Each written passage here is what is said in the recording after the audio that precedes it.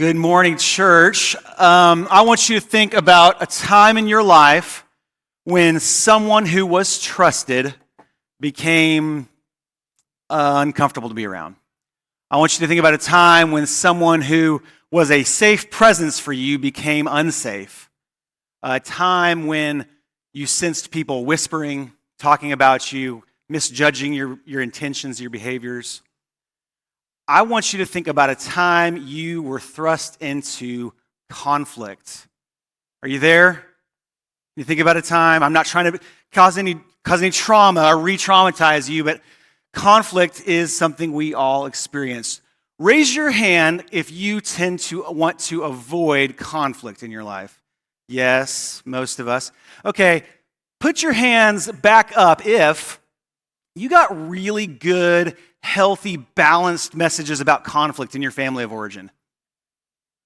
Okay, good. Miss Mary got some. Not many of us did, right? We have an interesting relationship with conflict. Many of us think that it is inherently bad, sinful. But I want us to talk about conflict today in the context of Exodus 17 as something that is not inherently sinful. Conflict existed in the Garden of Eden before the fall. Conflict might even be the thing that God gives us to draw us closer to each other, to understand God better, to grow, to be transformed. Two people can know all the information, agree on all the facts, and have a similar point of view, and still not agree. And not one of them is doing something wrong. Conflict is not in and of itself a matter of somebody doing something wrong. Two good, healthy people can just disagree. What do we do then? And why am I talking about conflict in the context of Exodus 17? I am talking about conflict because Moses is asked by God to do something that is not typically what most of us would choose to do in the midst of extreme conflict. Moses has to do something strange. I want us to think about the Israelites as people like us, filled with a mixture of perspectives and points of views and uncertainty. These people ask a strange question: is God in our midst or not? And that's a strange question because these people have seen God in their midst. In order, these people who ask, is God in our midst or not, have experienced the 10 plagues of Egypt, walked out of Egypt with the Egyptians giving them their most prized possessions, watched as God parted the Red Sea as they walked through it, and then watched as God returned the Red Sea as the Egyptian army was inside of it. They have been the people who have been led by God in the desert by a pillar of fire and a pillar of cloud. They have been people who have been fed by God miraculously every morning with bread and every evening with quail. They have been the people who have been led in a previous chapter to the 12 springs of the desert, where they drank water in the middle of the desert. And now they are brought to a place. Moses has them camp at a place that has no water. And so why do the people ask, is God in our midst or not? Well, they are really thirsty. And thirst can cause us to panic. And when we panic, we lose sight of what has happened before. We tend to forget when we feel like our lives are on the line. These are people who are looking at their livestock and their children and asking themselves the question, how much longer can their little bodies take? This is not trivial thirst. These people are starting to get messages from their body to their brain. We are about to die from thirst, and Moses has brought us to camp to settle at a place for a time where there is no water. And so they're a mixture. They are the people who have seen God in their midst, but is God in our midst now or not? What is he telling Moses to do? Why are we here? Thirst can be a pretty debilitating condition. But these people are the people, we should remember, again, a mixture, who have up to this point obeyed God over and over and over again in order. They have killed a perfect lamb that had no blemish and not really any reason to be killed, spread its blood on their doorposts so that the angel of death would pass over them. They have followed God on a long way to the desert, even though the most convenient path was the one that God did not lead them on. They have followed God through the desert beyond the Red Sea, obeyed God as he told them to only gather the amount that they needed for each day, and followed God wherever the pillar of cloud and pillar of fire has led. These are faithful people. These are not trivial people, and they're not dealing with trivial thirst. They have a valid perspective when they grumble. And the conflict that they bring to Moses is not minor conflict. They are so angry at Moses that when Moses talks to God about what he should do, Moses says, God, I think they're ready to kill me. I think that what you have asked me to do has brought them to want to kill me and replace me with a different leader.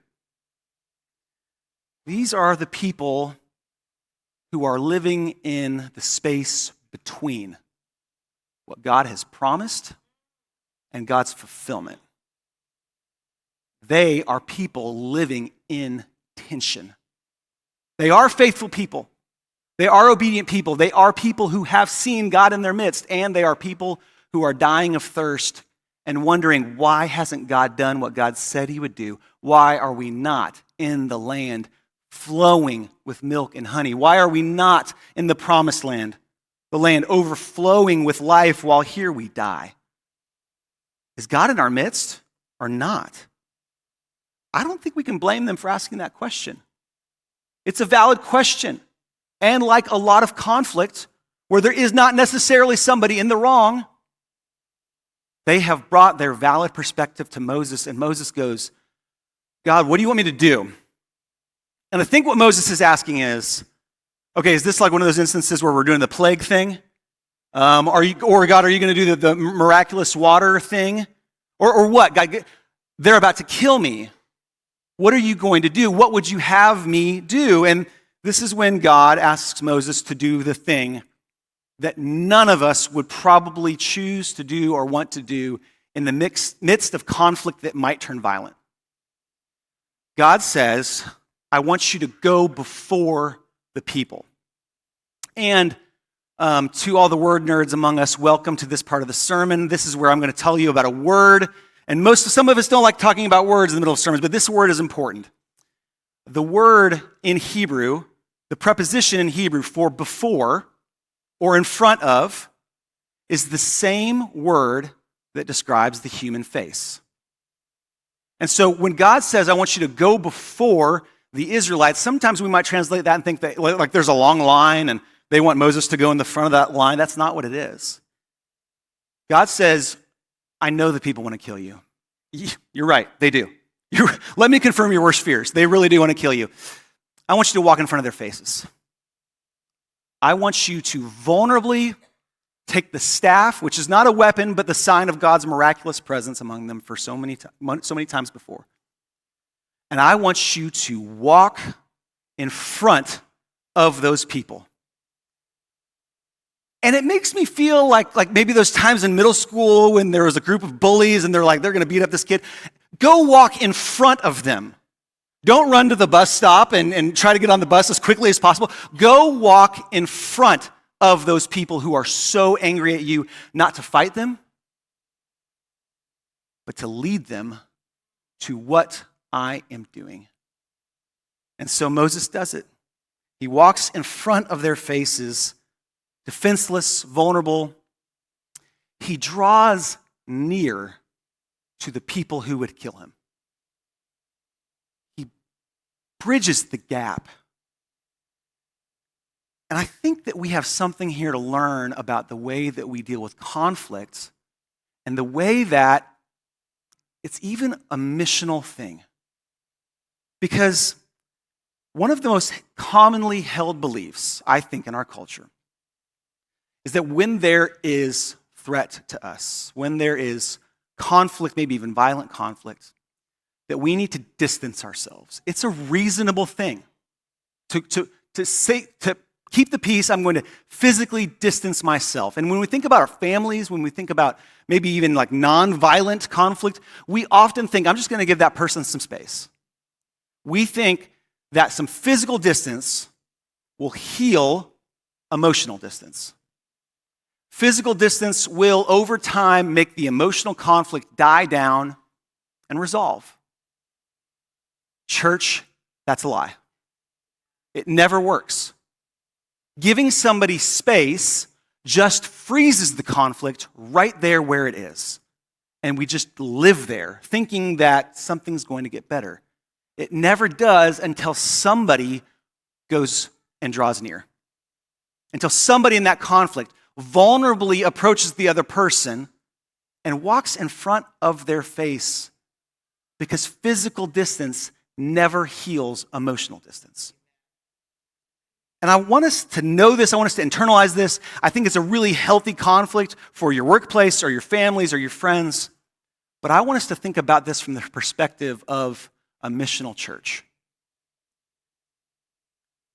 How have we experienced, maybe I should ask that as when or if, have we ever experienced a church distancing themselves from people who might not appreciate what we're about or what we do or who we claim?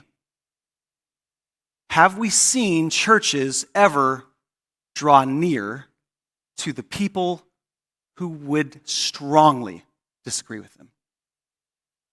I don't know that I have.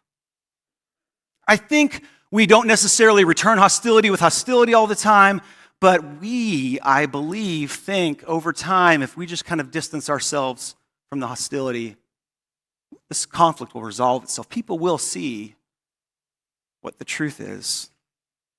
But I think maybe we should consider something different. I think maybe we should consider doing what Moses did and drawing near. The church is often too easy of a cultural punching bag.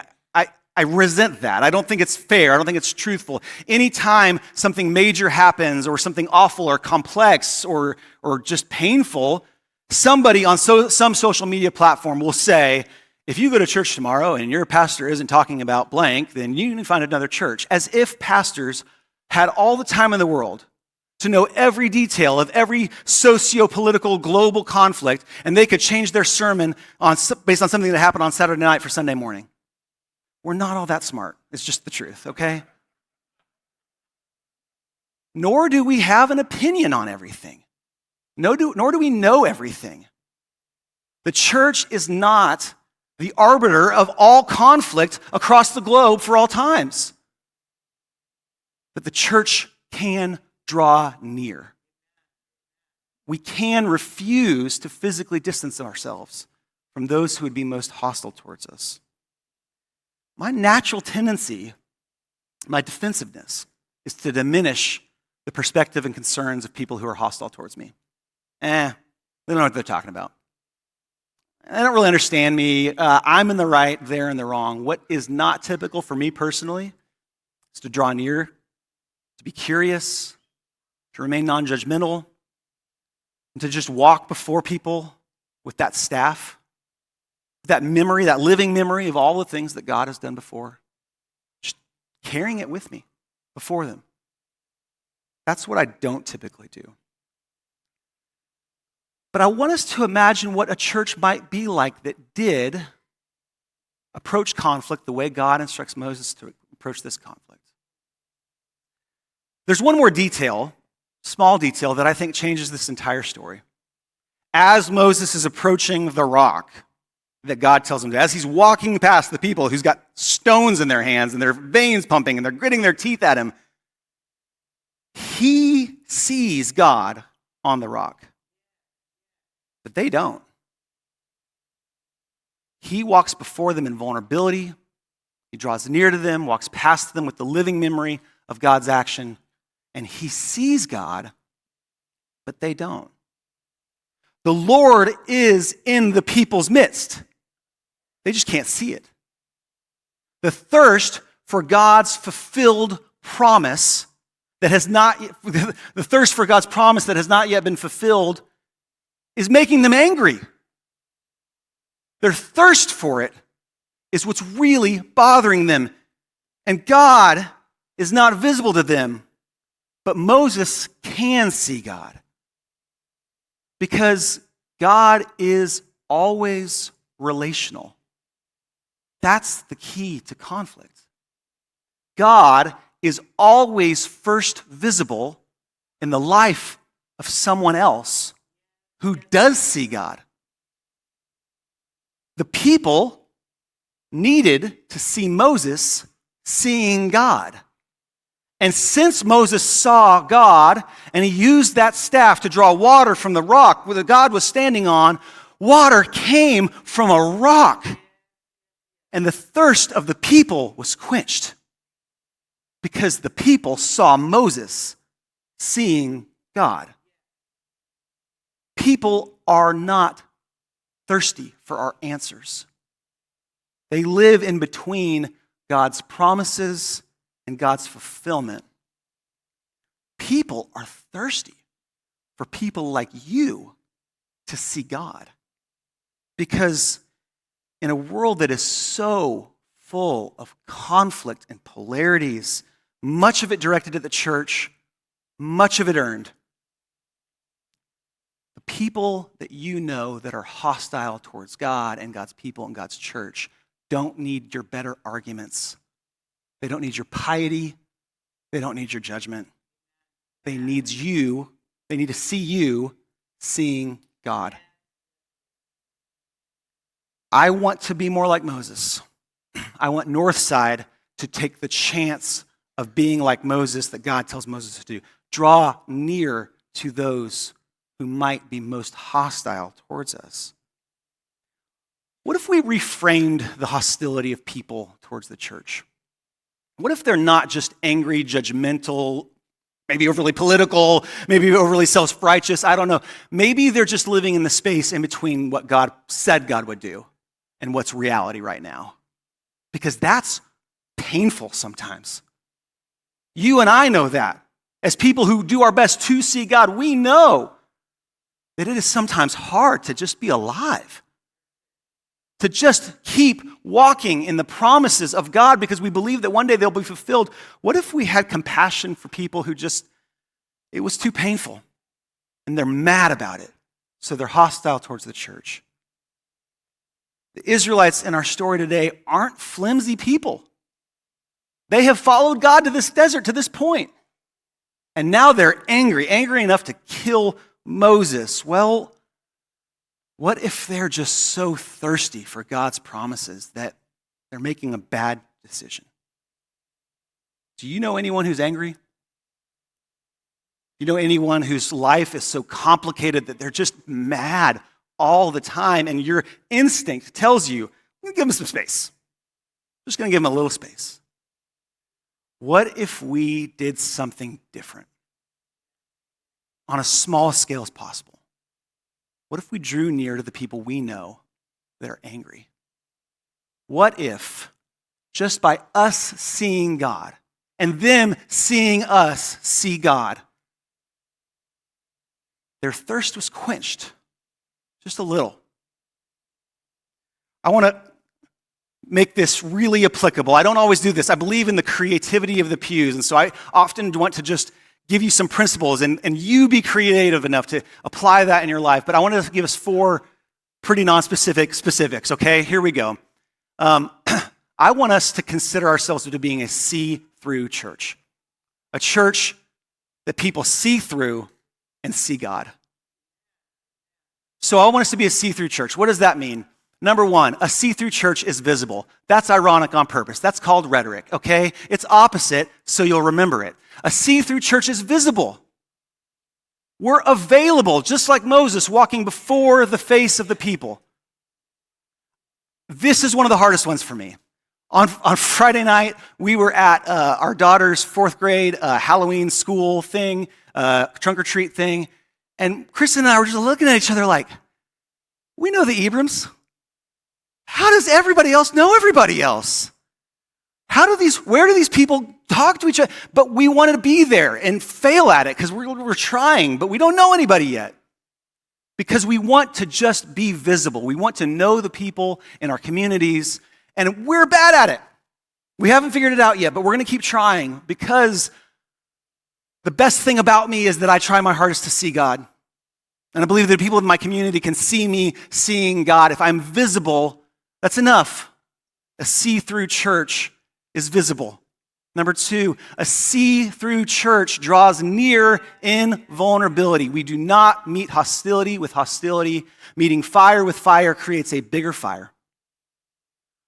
People of God draw near with the lived memory of what God has done. We have the staff in our hands, and that staff is not a weapon, it is our memories. And we live and hold that memory, and we walk towards the God that we see that they don't. And because we're vulnerable, they can see through us. Having our defenses up, being hostile, being judgmental, meeting arguments with more arguments, no one sees through that. They just see the defenses. They just see the hostility. We are going to have to be visible and visible enough with our defenses down for people to see through us. Number 3, a see-through church sees God.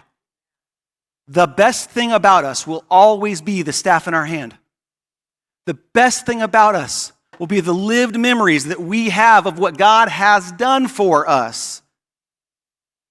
The best thing that you can do if you want your marriage to get a little bit better, if you want your relationships to get a little bit better, if you want relationships at work to be a little bit better, is to internalize, incarnate inside of you what God has done so that you are a walking, talking temple of God.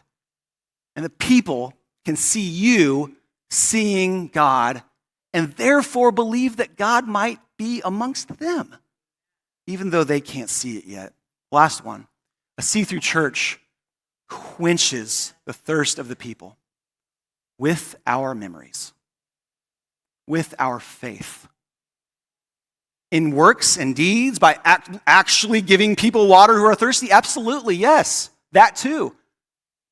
But what we can do that no nonprofit can do is see God and say to people, I know you have lived for a long time in the pain of God's not yet fulfilled promises. But let me tell you all the ways God has acted in my life that make me believe that they will be fulfilled, that we are going to land flowing with milk and honey, that one day in the temple, in the city of God, death and disease will be no more. That God's very hand will come down and wipe every tear from our eye, and that we will be with the God that has never not been in our midst. That day is coming, and we are living towards it, and we have faith that it's happening because we remember, see us seeing God. That's what a see-through church does.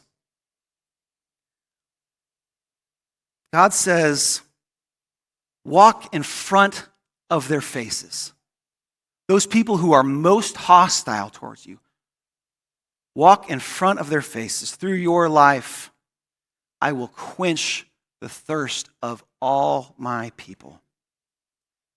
Here's what I don't think is possible. People don't typically change their lives because their mind has been changed. They might change a thought, they might change a behavior.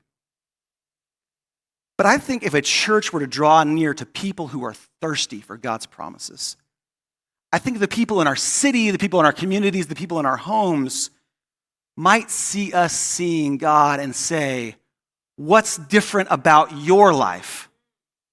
I can't not live with the hope that you seem to have.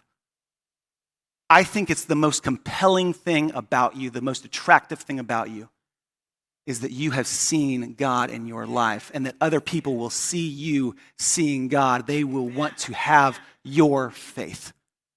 This is how we change our city.